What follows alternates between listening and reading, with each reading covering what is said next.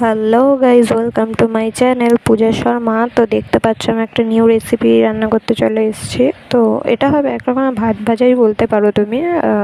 তো আমি প্রথমে দুটো ডিম সেদ্ধ করে নিয়েছিলাম। দুটো ডিম সেদ্ধ করে আমার কেটে নিয়েছিলাম। কেটে নেওয়ার পর একটু তেল দিয়ে ডিমটাকে দিয়ে তারপরে ডিমটাতে একটু হলুদ দিয়ে ডিমটা খানিকক্ষণ ভেজে নিলাম। ভেজে নেওয়ার পর ওর মধ্যে আলু কুচিয়ে রেখেছিলাম, আলু কুচিয়ে দিয়ে দিলাম।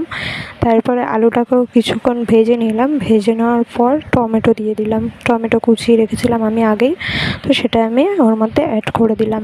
দেওয়ার পর ওটাকে আমি ভালো মতন একটু ভেজে নিচ্ছিলাম, হালকা একটু লাল লাল হবে। আর টমেটো একটু সিদ্ধ করতে হবে, টমেটোটা একটু সিদ্ধ সিদ্ধ না হলে হবে না। তো ওটাকে আমি একটু ঢেকে নিয়েছিলাম, যার কারণে একটু সেদ্ধ সেদ্ধ হয়ে গেছিলো। দেখতে পাচ্ছ ভাজতে ভাজতে একটু রেড কালারও হয়ে গেছে দেখো। তারপরে আমি একটু মশলা দিয়ে দিয়েছিলাম। মশলায় আমি ধনে,